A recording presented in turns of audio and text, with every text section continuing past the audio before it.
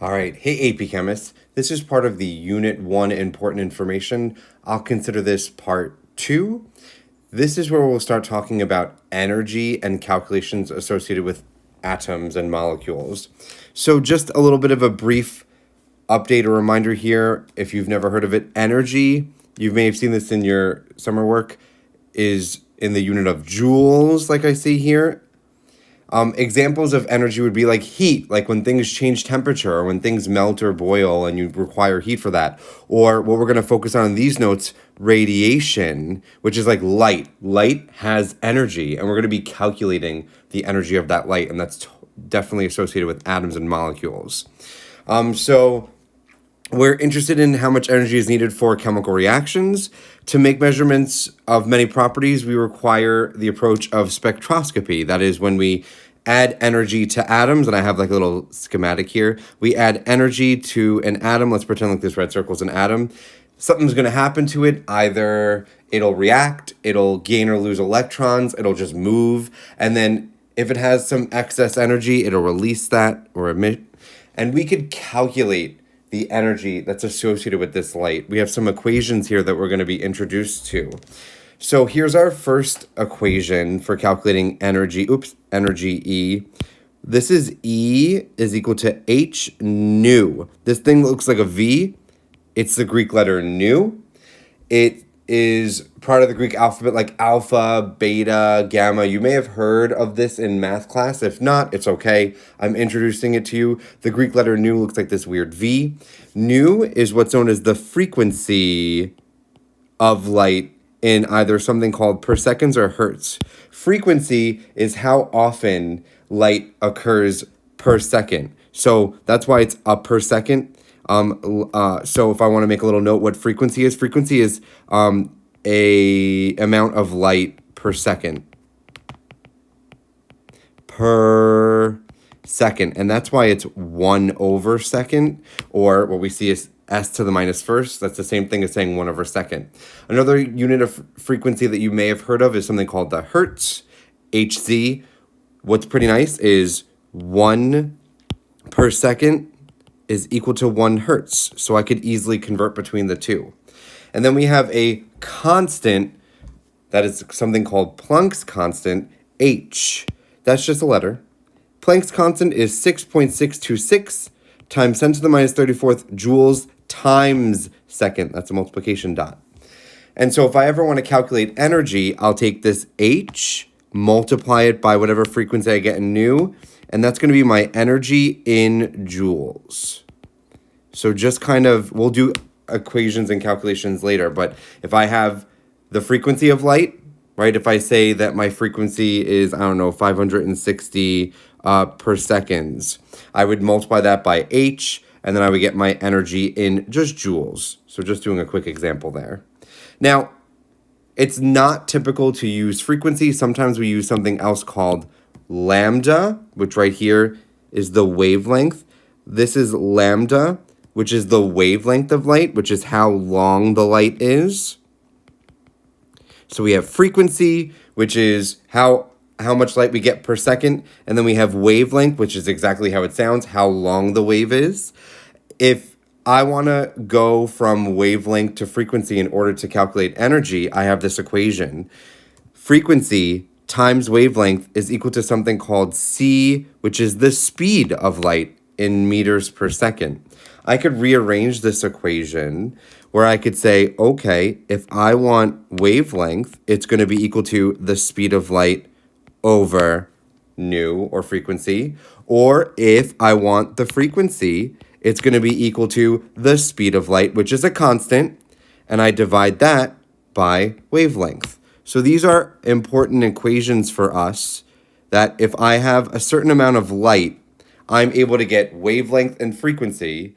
If I multiply, I'm going to go back here, if I multiply H times frequency, I will get my energy.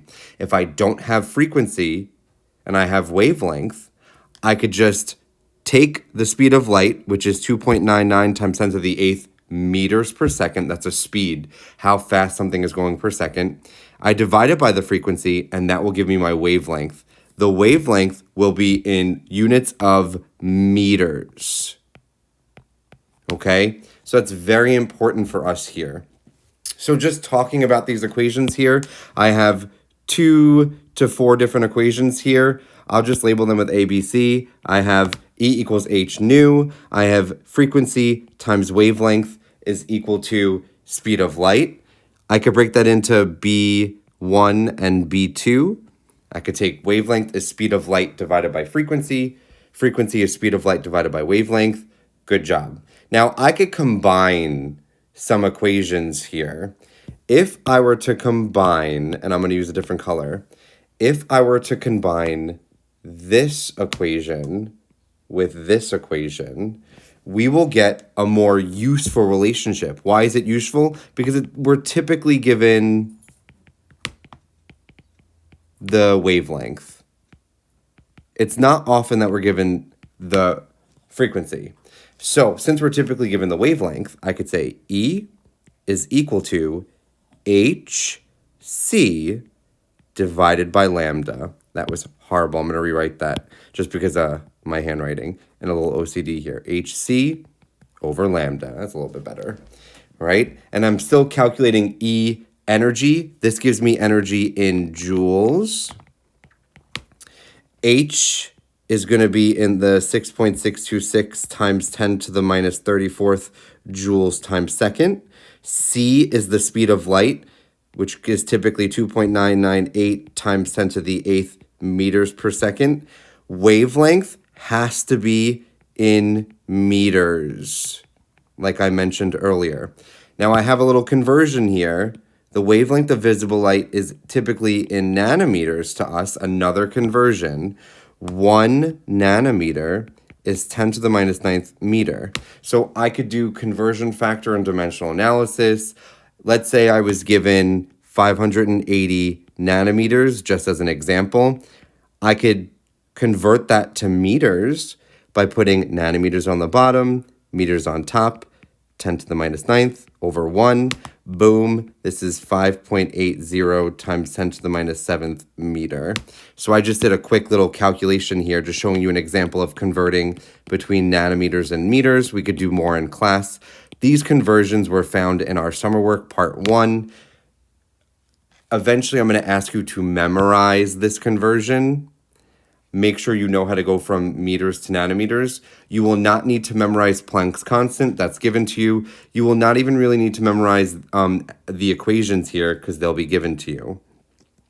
Now, notice how I said this energy is in just joules, a unit of energy. Sometimes you'll need the energy of a mole of photons. Oh, I forgot to mention the word photons. I'm so sorry. So what's a photon? Well, I've talked about all this light and energy associated with light. Well, a photon is a lump of light.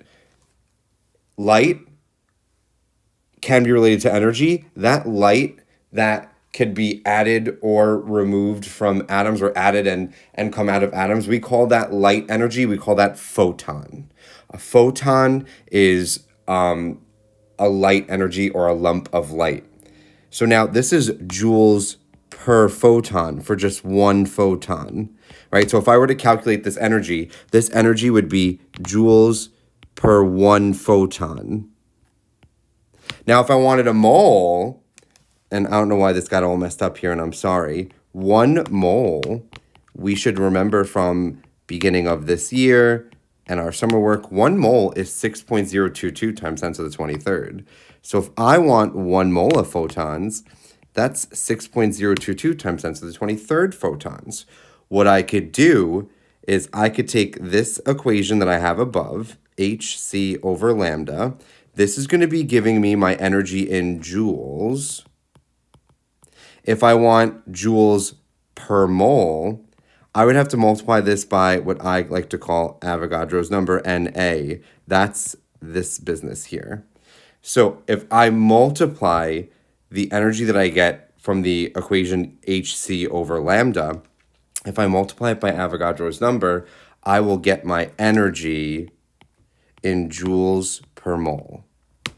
That is my energy. Okay, so just talk through some calculations here. Something else to note, and this is from your summer work, 1,000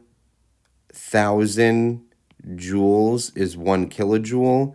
So you could always do a little bit of conversion there. If I have 5,805 joules, if I divide by 1,000 or times 1 kilojoule over 1,000 joule, I'll get 5.805 kilojoules. Just another little example of converting for us.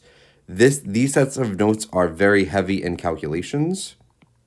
And so I want to check to make sure that you could do these calculations. I have the answers here for A, B, and C. On your own, I'm going to get a set up, but on your own, I just want you to plug and chug. Plug and chug. And so I'm going to set us up, and then I'm going to end the lecture here. Example A says, calculate the energy in joules of a photon of red light having a frequency of 4 times 10 to the 14th hertz. Okay, well, I want energy. I was given frequency, which is nu. Well, I know the equation I have to use is E equals H nu. H is a constant. That's right up here.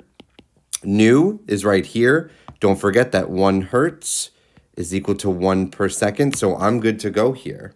See if you could calculate it and get the answer here. So the problem that students typically have is plugging and chugging and getting the right number. It says convert this frequency into wavelength. So it wants the frequency, which is nu, 4.00 times 10 to the 14th hertz, which is the same thing as 4.00 times 10 to the 14th per second. Convert it into wavelength in nanometers. Well, the equation I have to use, if I take my speed of light right here and divide it by the frequency, I'll get my wavelength in meters. So if I want my wavelength, it's going to be the speed of light, divided by my frequency here. And then I have to do another step. 1 meter is 10 to the 9th nanometers, or if you don't want to use that, you can use the one that I gave to you. 10 to the minus 9th meters is 1 nanometer. It doesn't matter what you use. You could do the calculation up here.